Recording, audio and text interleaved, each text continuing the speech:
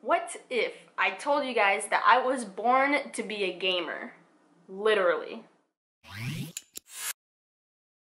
Hey, what is up, ladies and gentlemen of YouTube? My name is Aiko, and today I'm going to be answering things like how I started gaming, who influenced my gaming, why I game on console. So let's talk about how I got here. At the end of this video, I'm gonna ask you guys something a little bit more personal that you guys will be able to answer, so stick around for that. Also, kudo Ike points to whoever can name the car on this pillow. So I guess it kind of starts like this. I've been gaming for so long, I can't even remember like my first game, I can't remember any of that stuff. I can't remember my first experience playing a game. But if I were to throw out the suggestion that maybe one of my first memories of gaming, it would be this. So when I was 2 years old, my family, my mom, my dad, and my older sister and me, we moved up into Oregon where I live now, from LA, which is where I was born. And the first house that we lived in here in Oregon, I remember my dad had this friend who would come over and hang out with my dad, of course, and his friend had a son who was about a little older than me and my sister. His name was James. So James would come over with his dad sometimes, and I remember one time he brought over his Nintendo 64. I don't know why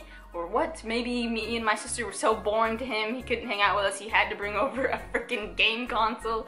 And 90s kid, I'm a big Pokemon fan. Who isn't at the time, you know? And he brings over his Nintendo 64, and I remember watching him play Pokemon Snap and Pokemon Stadium. And as a kid, like, who didn't like taking pictures, right? That was like always the most fun thing to do. I don't know about you guys, but I freaking loved it. So watching him take pictures of Pokemon on a video game, I was like, boom, sold, that's it, that's me.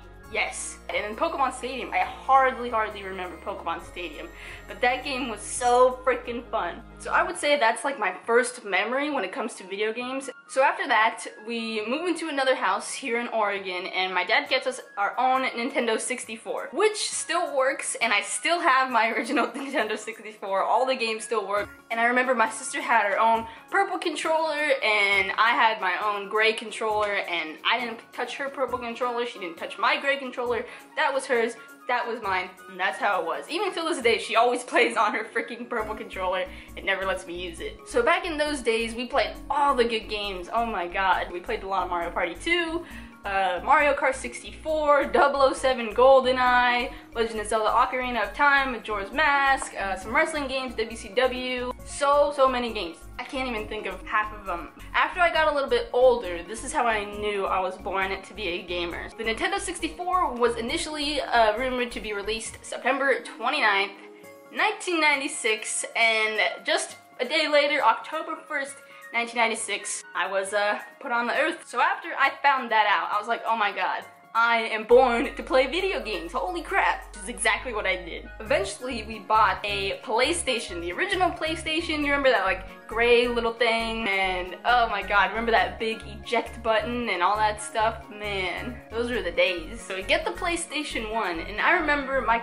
hands being so small I couldn't even hold the controller right. So here, for example, imagine this is a PlayStation 1 controller. I couldn't hold the controller like this. For some reason, I remember holding it, I have no idea how, like this. I would play like this. That's what I did to improvise and play video games despite my small hands. That is until I found out they had a controller without thumbsticks. Does anyone remember that controller? It's kind of hideous. So the PlayStation 1 was great. I loved my PlayStation so much. Me and my sister played games like Tekken, Twisted Metal, oh, so much Spyro, Crash Bandicoot. We played all the classics. Oh, Bomberman. I loved Bomberman so much. Do you remember the PlayStation having one of those like 1 megabyte memory cards? You can't even get like a freaking 2 terabyte hard drive these days without it being sufficient storage. I loved that PlayStation 1. This is like the only console that I don't still have. I have no idea what happened to it. I think eventually it busted and my dad got rid of it, but that's okay because the next console I got was a PlayStation 2, and it turns out PlayStation 1 games were backwards compatible for PlayStation 1 games. Like, how amazing is that? Consoles these days are hardly even backwards compatible. What the fuck? Why? So I got a PlayStation 2, I still have it, original one, it still works, and actually those upgraded to 8 megabyte memory chips, memory cards, whatever. I remember like buying games like brand new at GameStop for 20 bucks for my PlayStation 2. Do you remember like the PlayStation 2 game cases? They would have the little memory chip holder right above the disc. That was so handy. I think a little bit before this is when I met my neighbor.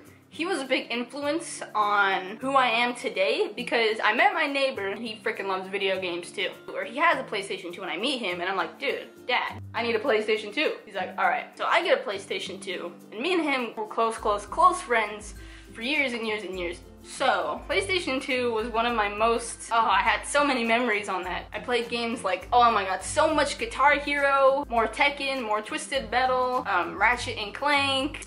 I remember playing Killzone, which was my first-person shooter game, besides 007 GoldenEye, I guess, technically. Oh, GTA San Andreas, oh my god, one of my favorite games till this day. Another one of my favorite games is Champions Return to Arms. That is when I fell in love with RPG games. I played this game on my PlayStation with my neighbor, and we beat it like a dozen times, and after that, I really fell in love with RPG games. So after I have my PlayStation 2, I remember being in 4th grade, and my neighbor buys a PlayStation Portable, the PSP, and I'm like, Dad, I need a PlayStation Portable. So I remember I was in 4th grade, and my dad had pulled me out of class and bought me a PSP. I remember it was the best day ever. I knew the day was coming. He was getting off work. I was chilling in my 4th grade classroom like, yeah, I'm about to get a PSP. You guys are gonna be stuck in class. That sucks. My dad walks in, he's like, yo, let's go. And I'm like, let's go then. And we go to the GameStop and buy a PSP. It wasn't very long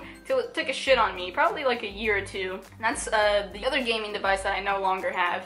PlayStation 1 and the PSP, rest in peace. Moving on, so my other neighbor had an original Xbox and I never did, so sometimes I would go over to his house and we would play games like Metal Arms, Glitch in the System, I remember playing that. Hitman and Halo 1 and 2, I remember playing Halo 1 and 2 back in the day when the original Xbox controllers had the black and the white buttons. Oh man, those were the days. So eventually this kind of influenced my original neighbor to buy an Xbox 360. So I was so fascinated by online gaming when it was coming out. I remember watching my neighbor, he was playing like Call of Duty 4 and he would be like shooting people. I was watching him and I'm like, dude, are you playing against real people? And he's like, yeah, I go, duh. Okay, he wasn't that mean, but still I was blown away. I'm like, dude, like you're playing a real person right now. He's like, yeah. I'm like, what? That's insanity. So I tried so hard to hook my PlayStation 2 up to online gaming, but it was at that time when I was trying to set up my online PlayStation 2 when I came up with my original gamer tag. The Chick is what I was named. And I had that for the longest time. I actually just switched it when I started making YouTube videos. So eventually this PlayStation is not going online, and I'm like, Dad, I need an Xbox 360. So my dad buys me an Xbox 360, or I might have bought it from like birthday money, I can't remember by now, but I buy an Xbox 360 Elite, which I still have till this day. It's actually upstairs. My sister used it to watch Netflix, and it's like a dinosaur, but it still works. I love that thing. The Xbox 360 was amazing. I got it summer going into 7th grade. And I remember it wasn't until about November of that year that I first got Xbox Live. And I remember going in middle school and everyone's like, Aiko, what the fuck's your gamer tag? Let's play. Like everyone had Xbox Live and I'm like, oh my god, this is amazing. I remember my first online first-person shooter was Call of Duty World at War. It's still probably my favorite Call of Duty till this point. Maybe I'm biased, I don't know, but I remember hopping into World at War online play November of that year and hearing, I had my little headset with the one little mic piece and the headphone right here and it just came over your head. I remember hearing people talk and I'm like, oh my god, there's people in this lobby. And back in those days on World at War, I remember you had to be in boot camp before you could actually play like TDM, CTF, SND. So I remember going into boot camp where everybody was like level 10 and under and I was like a noob. I love that game so much. And then eventually I actually went in reverse. I bought Call of Duty Modern Warfare 1, which had been out about a year by then. But I did play it offline at my friend's houses, like split screening. So when I get this new console, I'm like, oh my god, I remember that RPG game I used to play on PlayStation 2 Champions Return to Arms, I need to get a game like that. They have to have something like that. So I go to GameStop, walk up to the counter. Hey, he's like, what you want, little girl? And then I'm like, I need a game. I need a game with swords and shields and spells and all that shit. Cause I didn't know RPG was an acronym at the time. I had no idea. He looks at me, he's like, you ever played Oblivion before? I'm like, what's that? He's like, so one time I'm playing Oblivion, right? And I go into this cave, right? And I get bit and attacked by some vampires, right?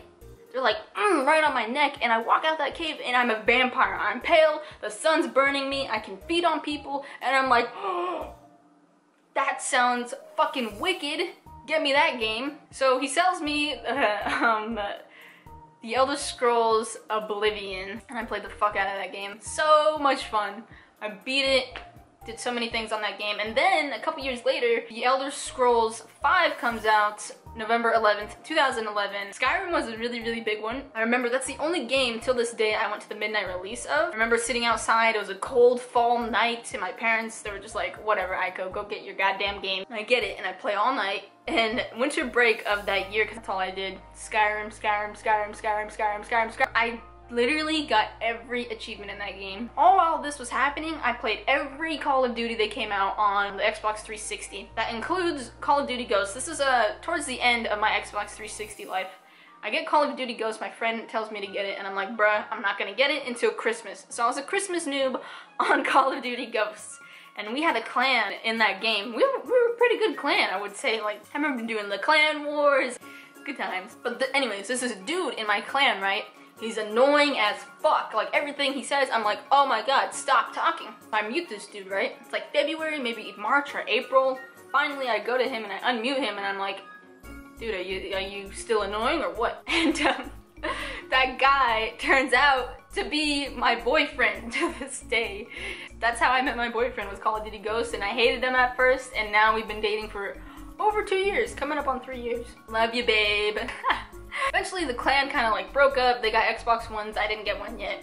Eventually my boyfriend's like, hey, we should get an Xbox One. He gets one first, and then a couple weeks later I get one. We played some Call of Duty, and eventually the Call of Duties, and it kind of went downhill a little bit, so we kind of fell out of Call of Duty. We bought the Elder Scrolls Online. I have like 2,000 plus hours on that game. Holy shit, I played that game so much. And then we meet some of our online friends that I still talk to today, of course, and then one of those friends is like, yo, you guys ought to get Overwatch. And I'm like, bruh, I saw that game in beta, that game looks fucking whack. And he's like, no.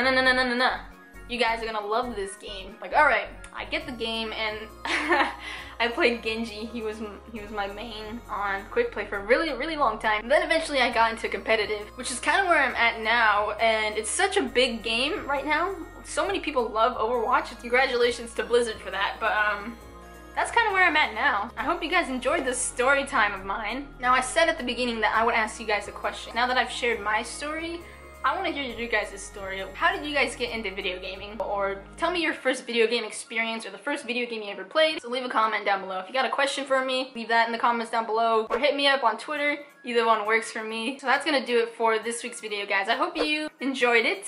If you did, let me know. I'll make more of these videos. And until next Thursday, I'll see you guys then. It's your girl, Unlike Ike, and I'm out, guys.